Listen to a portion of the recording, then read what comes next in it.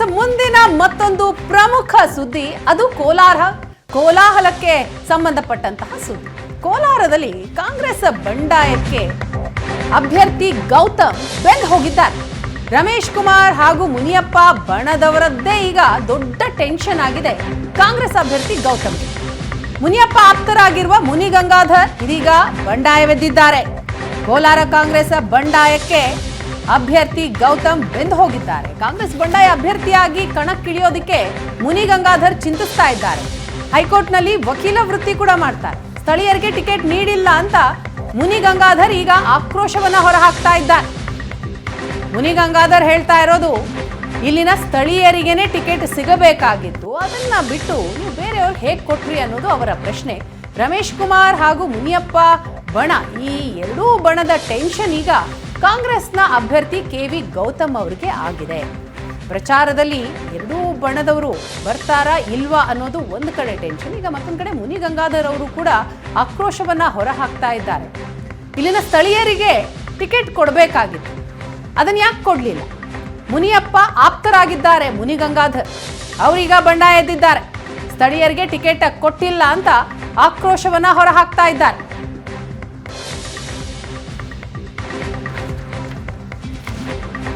S, ನಮ್ಮ ಕೋಲಾರದ ಪ್ರತಿನಿಧಿ ದೀಪಕ್ ಈ ಬಗ್ಗೆ ಡೀಟೇಲ್ಸ್ ಕೊಡ್ತಾರೆ. ದೀಪಕ್, ಕೋಲಾರ ಬಹಳ ದೊಡ್ಡ ಸವಾಲಾಗ್ಬಿಟ್ಟಿದೆ ಕಾಂಗ್ರೆಸ್ ಪಾಲಿಗೆ. ಅಲ್ಲಿ ಮುನಿಯಪ್ಪ ಅಳಿಯನಿಗೆ ಕೊಡ್ಲಿಕ್ಕಾಗ್ಲಿಲ್ಲ ಅಂತ ಹೇಳಿ ರಮೇಶ್ ಕುಮಾರ್ ಬಣದ ಒಂದು ಕಿತ್ತಾಟದಿಂದಾಗಿ ಈಗ ಗೌತಮ್ಗೆ ಕೊಡಲಾಯಿತು. ಆದ್ರೆ ಎರಡೂ ಬಣಕ್ಕೆ ಬೇಡ ಅಂತ ಹೇಳಿ ಗೌತಮನ್ ನಿಲ್ಸಿದ್ ಕೂಡ ಬಹಳ ದೊಡ್ಡ ಟೆನ್ಷನ್ ಹೆಚ್ಚಿಸ್ತಾ ಇದೆಯಾ ಕಾಂಗ್ರೆಸ್ ಪಾಲಿಗೆ? ಕೋಲಾರ ಅನ್ನೋದು ಯಾವ ರೀತಿಯ ಸವಾಲು, ಅಲ್ಲಿ ಏನೇನ್ ಸಮಸ್ಯೆಗಳು, ಒಟ್ಟಾರೆ ಕೋಲಾರದ ಬಂಡಾಯವನ್ನ ಶಮನಗೊಳಿಸಲು ಸಾಧ್ಯ ಆಗ್ತಿಲ್ವಾ ಅಂತ ಕಾಂಗ್ರೆಸ್ ಪಾಲಿಗೆ?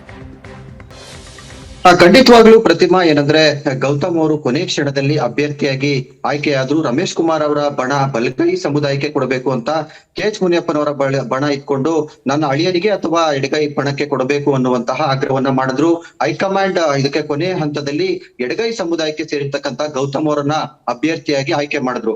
ಆದ್ರೆ ಅಭ್ಯರ್ಥಿಯಾಗಿ ಆಯ್ಕೆ ಆದಾಗಿಂದಲೂ ಕೂಡ ಗೌತಮ್ ಅವ್ರಿಗೆ ಒಂದ್ ರೀತಿಯಾಗಿ ಬಣ ಬಡಿದಾಟದ ಎಫೆಕ್ಟ್ ಕೂಡ ತಟ್ಟಿದೆ ಅಂತಾನೆ ಹೇಳ್ಬೋದು. ನಿನ್ನೆ ಮುಳಬಾಗಿಲು ತಾಲೂಕಲ್ಲಿ ಇರ್ತಕ್ಕಂತ ಕುರುಡುಮಲೆಯ ಗಣೇಶನಿಗೆ ಪೂಜೆಯನ್ನ ಸಲ್ಲಿಸಿದ್ವಿ. ಅಧಿಕೃತವಾಗಿ ಪ್ರಚಾರಕ್ಕೆ ಗೌತಮ್ ಅವರು ಚಾಲನೆ ಕೊಟ್ರು. ಅಲ್ಲಿ ಹೆಚ್ಚಾಗಿ ರಮೇಶ್ ಕುಮಾರ್ ಅವರ ಬಣದವರು ಗುರುತಿಸ್ಕೊಂಡಿದ್ರು. ಪ್ರತಿಯೊಂದು ಹಂತದಲ್ಲೂ ಕೂಡ ಭಾಷಣ ಮಾಡ್ತಕ್ಕಂತ ಒಂದು ಆರಂಭದಿಂದಲೂ ಕೂಡ ಪ್ರತಿಯೊಂದು ಹಂತದಲ್ಲಿ ರಮೇಶ್ ಕುಮಾರ್ ಅವರ ಬಣವೇ ಮೇಲ್ಗೈ ಸಾಧಿಸಿದೆ ಅಂತಾನೆ ಹೇಳ್ಬೋದು. KH ಮುನಿಯಪ್ಪನವರು ಸಹ ಬಣದವರು ಕೂಡ ಎಲ್ಲೂ ಕೂಡ ಅಷ್ಟೊಂದು ಆಕ್ಟಿವ್ ಆಗಿ ಪ್ರಚಾರ ಮಾಡ್ತಾ ಇಲ್ಲ ಅನ್ನುವಂಥದ್ದನ್ನ ಗಮನಿಸಬಹುದಾಗಿದೆ.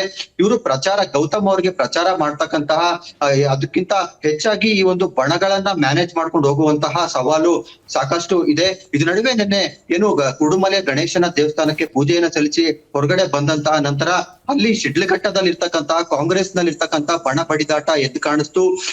ಸಚಿವರಾದಂತಹ MC ಸುಧಾಕರ್ ಮತ್ತೆ ಸುರೇಶ್ ಅವರ ಎದುರುಗಡೆನೆ ವಾಕ್ಸಮರವನ್ನ ಮಾಡಿದ್ರು. ರಾಜು ಗೌಡ ಅವರ ಬಣದವರು ಬಂದು ಯಾವುದೇ ಕಾರಣಕ್ಕೂ ಕೂಡ ಪುಟ್ಟ ಆಂಜಿನಪ್ಪ ಏನಿದ್ದಾರೆ ಅವರನ್ನ ಕಾಂಗ್ರೆಸ್ಗೆ ಸೇರ್ಪಡೆ ಮಾಡ್ಕೊಳ್ಬಾರ್ದು ಅನ್ನುವಂತ ಆಗ್ರಹವನ್ನ ಮಾಡಿದ್ರು.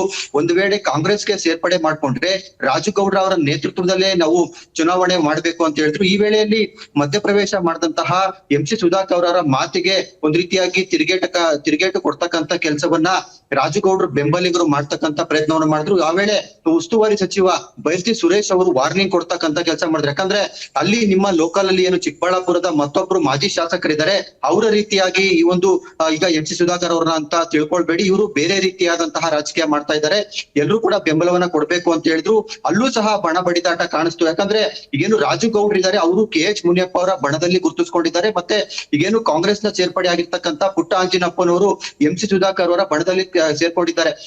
ಏನು KH ಮುನಿಯಪ್ಪನವರ ಅಳಿಯನ ಟಿಕೆಟ್ ತಪ್ಪಿಸೋದಕ್ಕೆ MC ಸುಧಾಕರ್ ಅವರ ಪಾತ್ರವೂ ಇತ್ತು ಅನ್ನುವಂಥದ್ದನ್ನ ನಾವು ಇಲ್ಲಿ ಗಮನಿಸಬಹುದಾಗಿದೆ. ಯಾಕಂದ್ರೆ ಅಲ್ಲಿ ನಮ್ಗೆ ಯಾವುದೇ ಕಾರಣಕ್ಕೂ ಕೂಡ ಮುನಿಯಪ್ಪನವರ ಬಣಕ್ಕೆ ಮತ್ತೆ ಅವರ ಅಳಿಯನಿಗೆ ಟಿಕೆಟ್ ಕೊಡಬಾರ್ದು ಅನ್ನುವಂತ ಆಗ್ರಹವನ್ನ ಮಾಡಿದ್ರು. ಅದಕ್ಕೆ ಮದ್ದರಿತಕ್ಕಂತ ಕೆಲಸವನ್ನ ಮಾಡಿ ಎಡಗೈ ಸಮುದಾಯಕ್ಕೆ ಕೊಟ್ಟು KH ಮುನಿಯಪ್ಪನವರನ್ನ ಒಂದು ಕಡೆ ಸಮಾಧಾನ ಮಾಡಿದ್ರೆ, ಈಗ ಬಲಗೈ ಸಮುದಾಯವನ್ನ ಎದುರಾಕೊಳ್ಳೋಕಂತ ಕೆಲಸವನ್ನ ಕಾಂಗ್ರೆಸ್ ಮಾಡ್ತು ಅನ್ನುವಂತಹ ಇದರ ಲಾಭವನ್ನ ಮೈತ್ರಿ ಅಭ್ಯರ್ಥಿ ಪಡ್ಕೊಂಡಿದ್ದಾರೆ. ಇದ್ರ ನಡುವೆ KH ಮುನಿಯಪ್ಪನವರ ಬಣದಲ್ಲೇ ಗುರುತಿಸ್ಕೊಂಡಿರ್ತಕ್ಕಂತಹ ಹೈಕೋರ್ಟ್ ನ ವಕೀಲರು ಆಗಿರ್ತಕ್ಕಂತ ಮುನಿಗಂಗಾಧರ್ ಕೂಡ ಈಗ ಪ್ರೆಸ್ ಮೀಟ್ ಅನ್ನ ಮಾಡುವಂತ ಮೂಲಕ ಅವರು ನಾನು ಬಂಡಾಯ ಅಭ್ಯರ್ಥಿಯಾಗಿ ನಿಂತ್ಕೊಳ್ತಾ ಇದ್ದೇನೆ, ಗೌತಮ್ ಅವರು ಯಾವುದೇ ಕಾರಣಕ್ಕೂ ಕೂಡ ಅಭ್ಯರ್ಥಿಯಾಗಿ ಗೆಲ್ಲೋದಕ್ಕೆ ನಾವು ಬಿಡೋದಿಲ್ಲ, ನಾವು ಸ್ಥಳೀಯ ಅಭ್ಯರ್ಥಿಗಳನ್ನ ಆಯ್ಕೆ ಮಾಡ್ಬೇಕಿತ್ತು, ನಮ್ಮನ್ನ ಯಾರನ್ನು ಕೂಡ ಪರಿಗಣನೆ ತೆಗೆದುಕೊಂಡಿಲ್ಲ, ಕೇವಲ ಅವರು ಮುಂದಿನ ದಿನಗಳಲ್ಲಿ ಹಿರಿಯ ಮುಖಂಡರು ಇದನ್ನ ಅಂದ್ರೆ ಈ ನಾಯಕರುಗಳನ್ನ ಸಮಾಧಾನ ಪಡಿಸುವಲ್ಲಿ ಯಶಸ್ವಿ ಆಗ್ತಾರಾ ಇಲ್ವಾ ಅಂತ ಥ್ಯಾಂಕ್ ಯು ಸೋ ಮಚ್ ತಮ್ಮೆಲ್ಲ ಮಾಹಿತಿಗಾಗಿ.